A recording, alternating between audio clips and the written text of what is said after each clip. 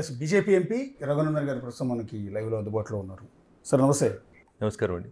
BJP ఒక అతిపెద్ద అపవాదును కూడా ఫేస్ చేస్తుంది, ఓట్ చోరు పార్టీ అని. రాహుల్ గాంధీ చేసిన ఆ కామెంట్స్ దేశవ్యాప్తంగా కూడా ఒక డిస్కషన్ నడుస్తుంది. ఏడ జరుగుతలేదన్న ఎర్ర జెండా వాళ్ళు, పని లేని వాళ్ళు, empty vessels makes much noise అని, డైరెక్ట్గా ఎన్నికలలో మమ్మల్ని గెలవడం చేతగాని వాళ్ళు, ప్రత్యక్ష యుద్ధంలో గెలలేని వాళ్ళు, పారిపోయిన వాళ్ళు, ఓడిపోయిన వాళ్ళు, డాక్టర్ బిఆర్ అంబేద్కర్ రాజ్యాంగం మీద గౌరవం లేనటువంటి వ్యక్తులు. ఇప్పుడు 2014లో నరేంద్ర మోడీ గారు ఈ దేశానికి ప్రధానమంత్రి అయినారు. ఎవరి ఆధ్వర్యంలో ఎన్నికలు నిర్వహించబడ్డాయి? ఆ ఎన్నికలలో భారతీయ జనతా పార్టీకి 303 సీట్లు వచ్చి గెలిచింది. ఈవీఎంలను ట్యాంపర్ చేసేటువంటి అవకాశం ఉంటే నరేంద్ర మోడీ గారి మీద ఎన్ని వ్యక్తిగత దూషణలు చేశారో మీరంతా గమనించారు. ఒక దశలో సోనియా గాంధీ గారు లాంటి వాళ్ళు రక్తపిపాసి అని చెప్పారు, నరరూప రాక్షసుడు అని మాట్లాడారు. వాళ్ళ పార్టీకి సంబంధించినటువంటి పెద్ద పెద్ద నాయకులు మా ఏఐసిసి ఆఫీస్ దగ్గర మేము కనీసం క్యాంటీన్ పెట్టుకోవడానికి కూడా అవకాశం ఏమి అట్లాంటివి కానీ మాట్లాడారు. కానీ భారత రాజ్యాంగం, గౌరవనీయులు బిఆర్ అంబేద్కర్ గారు రాసిన రాజ్యాంగం, భారత ప్రజలు నరేంద్ర మోడీ గారిని ప్రజాస్వామ్యబద్ధంగా గెలిపించిండ్రు. 2014, 2019 ఎన్నికల్లో కూడా కాంగ్రెస్ పార్టీ అసలు డబుల్ డిజిట్కే కన్ఫైన్ అయిపోయింది. ఒక దశలో ప్రతిపక్ష హోదాను కూడా కోల్పోయింది. 2 సార్లు కూడా, 2014లో, 19లో కూడా. మూడోసారి ముచ్చటగా ప్రజలు అదే తీర్పిచ్చినారు. ప్రజాస్వామ్యం మీద విశ్వాసం ఉంటే డాక్టర్ బిఆర్ అంబేద్కర్ గారు రాసిన రాజ్యాంగం అనే పుస్తకం, ఓ పుస్తకం జేబులో పెట్టుకొని తిరిగేది, మీకు ఆ పుస్తకం మీద, ఆ రాజ్యాంగం మీద మీకు విశ్వాసం ఉంటే మేము చర్చకు సిద్ధంగా ఉన్నాం. కానీ ఎప్పుడు చర్చించగలుగుతాం మనం? పార్లమెంట్లో చర్చిస్తలేరని వారం రోజులు పార్లమెంట్ని బాయ్కాట్ చేశారు. అని ఒకటి మీరు అర్థం చేసుకోవాలి. సుప్రీంకోర్టు లోపల కేసు పెండింగ్లో ఉంది. ఎస్ఐఆర్ మీద సుప్రీంకోర్టు ఫుల్ బెంచ్ విచారణ జరుపుతుంది. ఎన్నికల సంఘం ఒక అటానమస్ బాడీ, ఇండిపెండెంట్ బాడీ. వీటి మీద పార్లమెంట్లో చర్చ జరపవచ్చా? హైకోర్టులో ఒక కేసు పెండింగ్ ఉన్నప్పుడు, సుప్రీంకోర్టులో ఒక కేసు పెండింగ్ ఉన్నప్పుడు దాన్ని పార్లమెంట్లో చర్చ జరపవచ్చా? ఈ మాత్రం కూడా తెలియదా అన్న? 5 సార్లు ఎంపీ వారు, లీడర్ ఆఫ్ అపోజిషన్, 125 సంవత్సరాల చరిత్ర ఉందన్న కాంగ్రెస్ పార్టీలో my family is a political family అంటాడు. ఈ మాత్రం కూడా మీకు అవగాహన లేదా అన్న? ఎక్కడెక్కడ ఓట్లు గల్లంతాయి, ఎవరైతే చనిపోయిన వాళ్ళ పేరు మీద ఓట్లు ఉన్నాయి, లేకపోతే అసలు భూమి మీద లేని వ్యక్తులతో ఓట్లు నమోదయ్యాయని. For example Karnataka Mahadevapura constituency 1,02,050 ఓట్లు ఇదే విధంగా మిస్యూజ్ అయ్యాయి. అవి బీజేపీకి ఫేవర్గా వచ్చాయి. దీనికి టోటల్గా దేశవ్యాప్తంగా 48 లోక్సభ స్థానాలను కేవలం ఈ ఓట్ల గల్లంత వల్ల, ఓట్ చోరు వల్ల లాస్ అయ్యాం మేము, అందువల్ల మేము ప్రతిపక్ష పార్టీలో ఉండాల్సి వచ్చింది అని రాహుల్ గాంధీ గారు అర్థం చేసుకోవాల్సింది, దేశ ప్రజలు అర్థం చేసుకోవాల్సింది.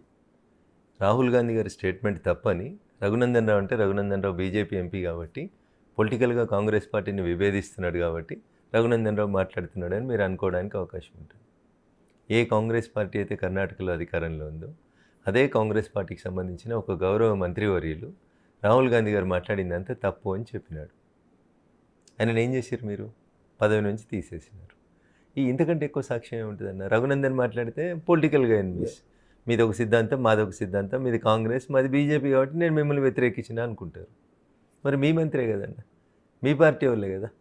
కర్ణాటకలో ఏం జరగలేదు, ఇవన్నీ తప్పు డాక్యుమెంట్స్, తప్పు లెక్కలని మాట్లాడినరా, మాట్లాడలేదా అన్న? మాట్లాడిన తెల్లారా మంత్రిని మీరు తొలగించిరా, తొలగించలేదా?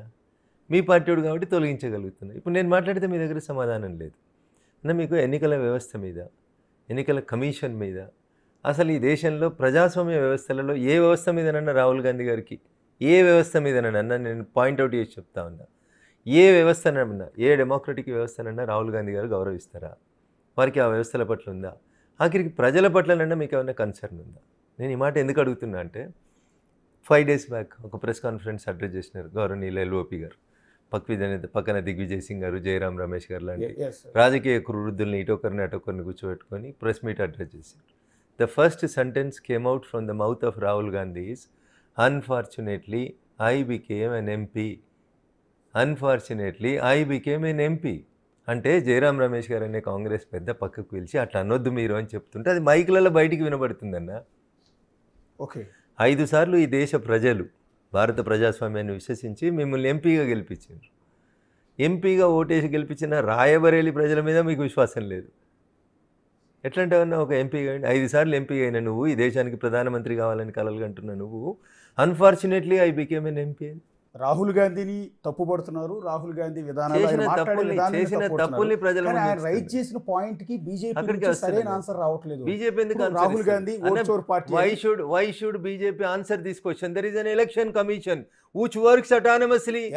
Election commission has given an appointment to Rahul Gandhi, other 30 MPs.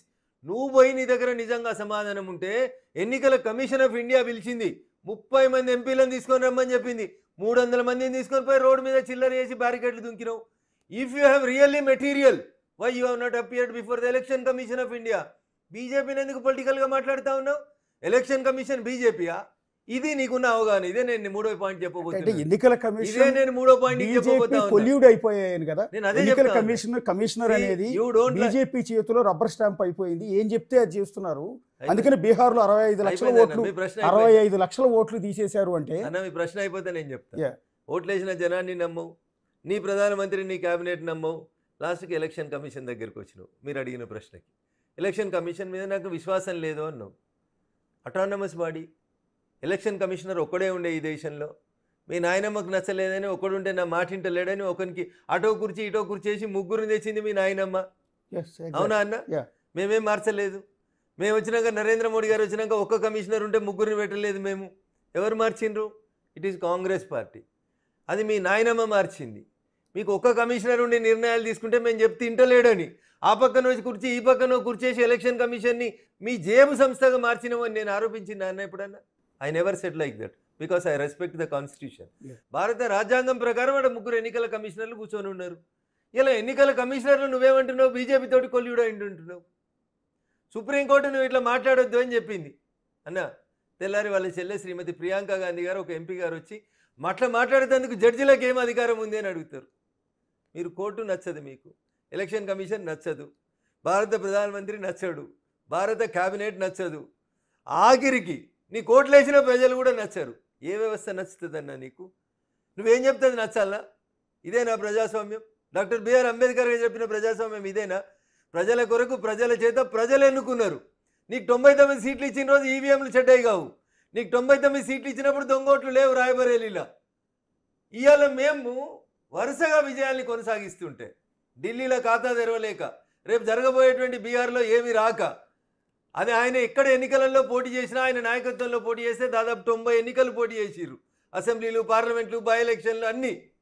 ఏడ కూడా సరైనటువంటి ఫలితాలు రాక నువ్వు ఒక విఫల నాయకుని అని చెప్పి మీ పార్టీ వాళ్ళు తిడుతుంటే, నీకు తోడైతేందుకు మీ చెల్లెని తీసుకొచ్చి మీ పార్టీ ఒక స్టెప్ని యాడ్ ఆన్ చేసుకుంటూ ముందుకు తీసుకుపోయేటువంటి పరిస్థితులలో నువ్వు వచ్చి ప్రజాస్వామ్య వ్యవస్థలు చెడిపోయినాయని చెప్పి ఎవరి కోసం మాట్లాడుతున్నావు అన్న?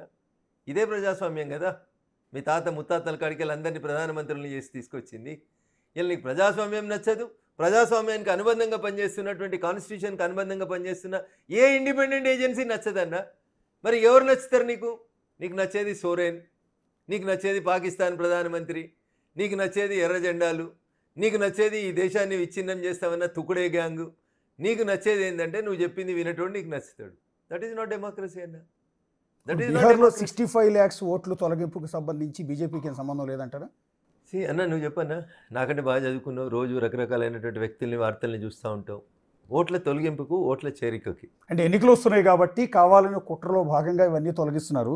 22.34 లక్షల మంది, అంటే 22 లక్షల మంది చనిపోయారని చెప్పి ఓట్లు తీసేశారట. అన్న మీరు వాళ్ళు మేము బతుకున్నామని ముందుకు వస్తూ ఉన్నారు. వస్తే సో ఇదంతా రేపు వచ్చే ఎన్నికల్లో పెట్టుకోమను. బీజేపీ గెలవడానికి కావాలని చేస్తున్నారని కాంగ్రెస్ ఆరోపణ. అంటే వాళ్ళు బీజేపీ కోటేరని నీకు ఎట్లా తెలుసు అన్న? ఇంత మూర్ఖంగా ఎట్లా మాట్లాడతారన్న మనుషులు? నువ్వు ఎవరు కోటేస్తావు ఎవరికైనా చెప్తావా అన్న? ఏ మనిషి ఎవరు కోటేస్తారో ఎవరు చెప్తారన్న? ఎవరైనా చెప్తారా అన్న? బయటకు వచ్చి నేను పలానా పార్టీ కోటేస్తా అని చెప్తారా అన్న? ఎట్లా మాట్లాడతావు అన్న? నువ్వు బ్యాలెట్ పేపర్లను తీసి ఈవీఎంలను ఈ దేశంలో తెచ్చింది ఎవరు? కాంగ్రెస్ పార్టీ. ఏ సంవత్సరంలో తీసుకొచ్చింది? మీరు చెప్తారు కదా, ఈ దేశాన్ని 20వ శతాబ్దంలోకి తీసుకుపోతూ మా నాన్న ల్యాప్టాప్లు తెచ్చిండు, కంప్యూటర్లు తెచ్చిండు, సాంకేతిక పరిజ్ఞానాన్ని తెచ్చిండు అని చెప్పి 1989లో గౌరవనీయులు అప్పుడు ఈ దేశ ప్రధాని రాజీవ్ గాంధీ గారు, స్వర్గీయ రాజీవ్ గాంధీ గారు, బ్యాలెట్ పేపర్ల మీద నాకు విశ్వాసం లేదు, బ్యాలెట్ పేపర్లలో లాస్ట్ అవర్స్లో పోయి రిగ్గింగ్ చేస్తున్నారు, కాబట్టి బ్యాలెట్ పేపర్ల విధానాన్ని తీసేద్దాం, నేను చదువుకున్నోని, ఈ దేశం కూడా ఎదుగుతుంది, కాబట్టి ఈవీఎంలను ఇంట్రడ్యూస్ చేద్దామని చెప్పి స్వర్గీయ రాజీవ్ గాంధీ గారు, the then prime minister of India has introduced the EVM system in this country. ఆ తర్వాత చాలా ఎలక్షన్స్ అయినాయి. 2014లో కదన్నా మేము వచ్చింది. 1989 నుంచి 2014 దాకా ఎన్ని ఎలక్షన్స్ అయినాయన్నా? ఈవీఎంలతోటి అయినాయి కదన్నా ఎలక్షన్స్. మరి అప్పుడు తప్పవట్లేదు ఎందుకన్నా? బాబ్ క్యా బోల్తా, బ్యాలెట్ గలత్ బోల్తా. బ్యాలెట్ పేపర్లు వద్దన్నది ఎవరు? రాజీవ్ గాంధీ గారు. బ్యాలెట్ పేపర్ గలత్ అన్నది బాబ్. ఈవీఎంలు గలత్ అంటుంది బేటా. ప్రజలు అంటారు కాంగ్రెస్ గలత్ అంటారు. ఇక దిస్ ఈజ్ ద ఫ్యాక్ట్. బీహార్లో గెలవరు, మహాగఠబంధన్ ఫెయిల్యూర్ ఎక్స్పెరిమెంట్. మళ్ళీ అక్కడ బీజేపీ ఎన్డీఏ ప్రభుత్వం రాబోతుంది. దాన్ని తట్టుకోలేక బీహార్కి పక్కన ఉన్నటువంటి బంగ్లాదేశ్కి వెళ్ళి రోహింగ్యాలని, ముస్లిమ్స్ని అందరినీ తీసుకొచ్చి వాళ్ళకి ఆధార్ కార్డు, దొంగ కార్డు ఏదో ఒకటి తయారు చేసి వాళ్ళందరినీ ఓటర్ లిస్టులో ఎన్రోల్ చేస్తే ఆ దొంగ ఓట్లను తీసేసేటువంటి ప్రయత్నాన్ని ఎలక్షన్ కమిషన్ ఆఫ్ ఇండియా చేస్తుంది. మీరు బంగ్లాదేశ్కి వెళ్ళి వచ్చిన వాళ్ళకి, రోహింగ్యాలకి, మయన్మార్కి వెళ్ళి వచ్చిన వాళ్ళకి ఓట్లు ఇస్తే ఆ వర్గం ఓట్లతోటి నువ్వు గెలవాలని నువ్వు చేస్తున్నటువంటి నీ దుష్ట నీతిని ఎన్నికల కమిషన్ అడ్డుకుంటున్నందుకు నువ్వు ఇదంతా గందరగోళం పెడతా ఉన్నావు.